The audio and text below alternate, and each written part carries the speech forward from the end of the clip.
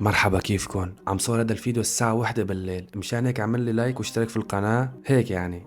عرفتوا كيف؟ خلينا نبلش في الموضوع. في بنت بمصر صايرة ترند، عم تدعي انه في شخص تحرش فيها في الاتوبيس.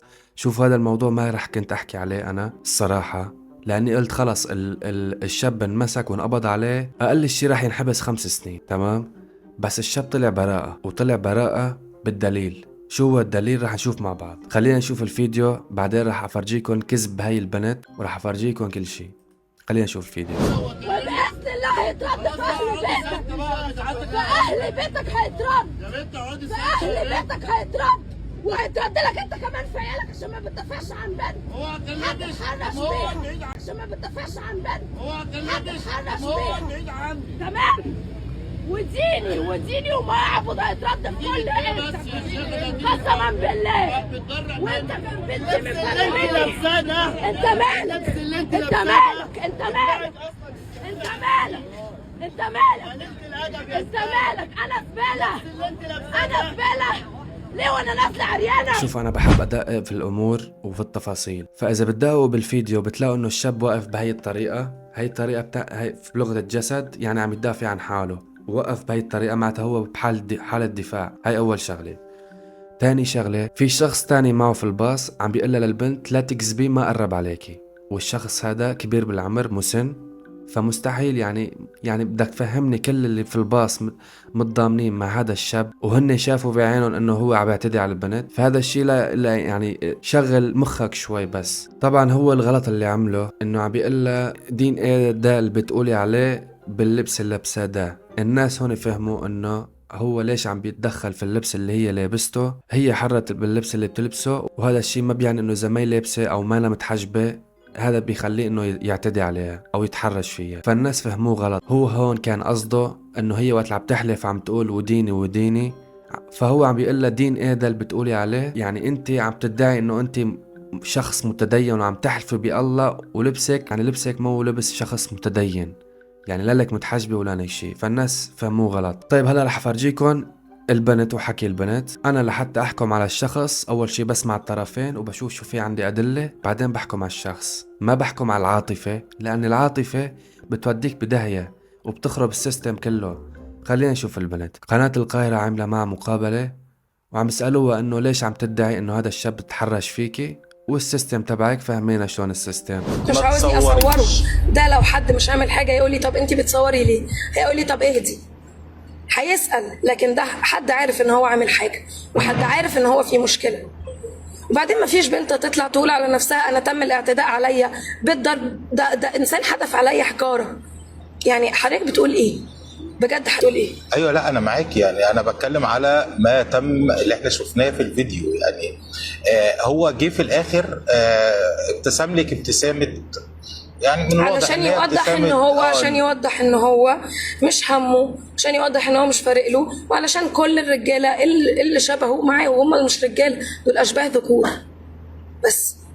فيما يعني يتعلق بالوظيفه. خرجتي بفيديو وقلتي ان انا مش هروح الشغل. انا مش هروح شغلي تاني، لانه العمر واحد والرب واحد.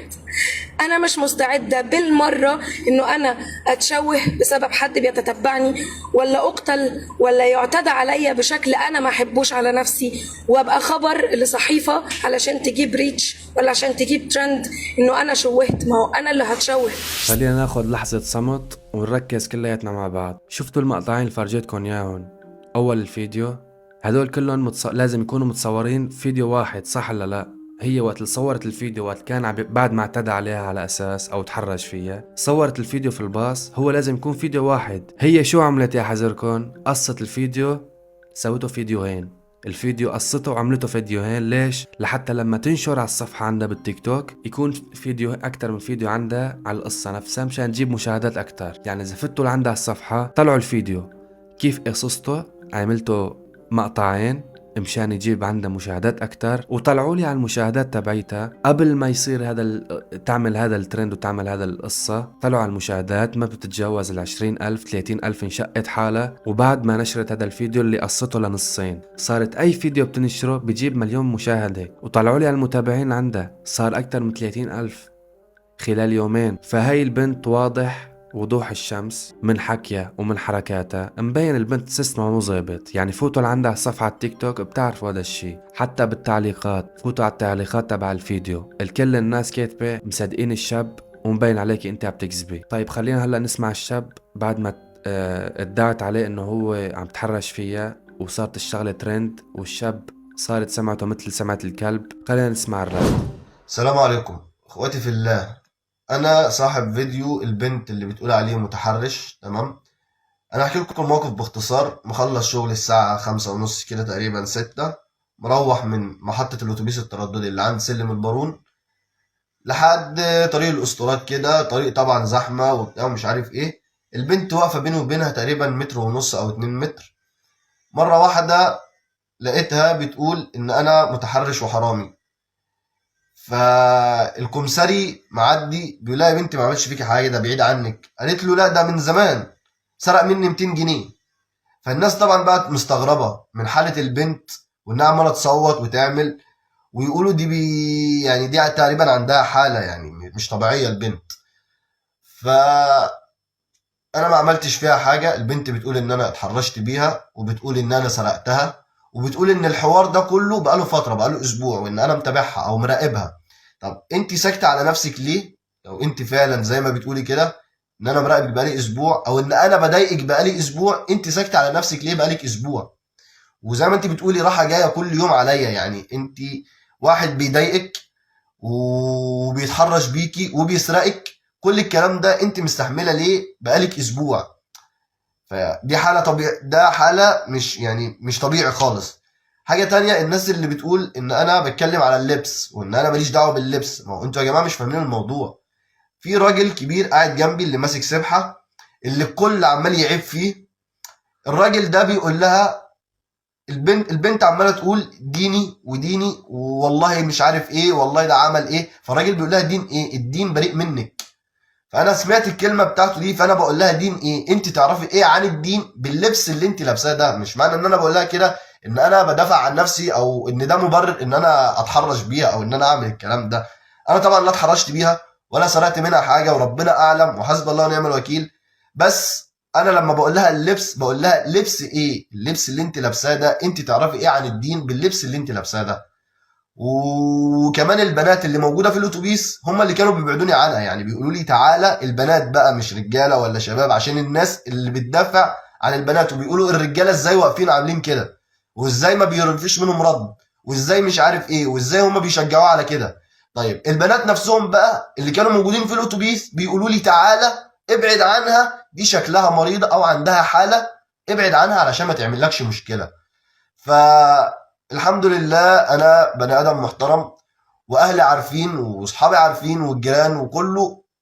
انا متربي ومتجوز وعندي اخت وعندي ام، فانا ما اتمناش ان هم يحصل فيهم كده. فالحمد لله وحسبي الله ونعم الوكيل، وان شاء الله يعني ربنا هيظهر الحق. يعني الشخص متجوز وعين الله عليه ومبين من كلامه انه في بكلامه صدق، مو مثل هديك مبين عليها انه عم تكذب، وواضح وضوح الشمس انه همها الوحيد هو الترند وتنشهر. طيب هلا سمعنا نحن الطرفين، تمام؟ هلا الشرطة جايبة الكاميرا المحطوطة في الاتوبيس اللي هي البنت عم تدعي انه هو تحرش فيها جوات الاتوبيس. جابوا الكاميرا، شغلوا الفيديو، والفيديو مو واضح ولا مبين اي ادعاء انه هو هذا الشاب متحرش في هاي البنت. شوفوا خلينا نشوف. ظهروا الحق يا جماعه والله انا كتب علم النفس اللي انا قاريها ديت مش من فراغ يا جدعان والله. يعني الحمد لله الولد طلع بريء. تمام، انا باختصار بقى، تمام، احنا شعب عاطفي، فاهمين؟ طيب دي نقطه، محدش يستنى الطرف التاني، دي نقطه. النقطه التانيه بقى، البنت دي ماشي، باختصار بقى مفيد. انا اول ما دخلت الاكونت بتاعها، تمام، لقيت اللي هي ما عندهاش، اول ما الموضوع حصل ما لقيتش عندها حوالي 300 او 400 فولو ومحدش يعرفها. هي قالت تعمل ايه؟ اعمل ايه؟ طيب اروح طيب ميكروباص؟ لا ميكروباص بيبقى فيه واسع. اوبر؟ لا ممكن يكون فيه كاميرا.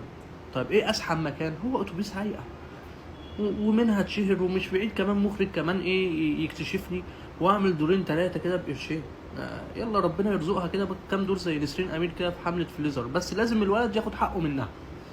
بالفعل نحن بالوطن العربي كتير عاطفيين، يعني بس لأن البنت شافوها عم تعيط وعم تبكي صدقوها، وكانوا راح اتهموا هن فعليا اتهموا الشاب انه تحرش في البنت بدون اي دليل، والشاب كان راح تتدمر حياته وينحبس اقل شي 5 سنين بس لاني بنت عم تبكي خلص معناتها هو تحرش فيها.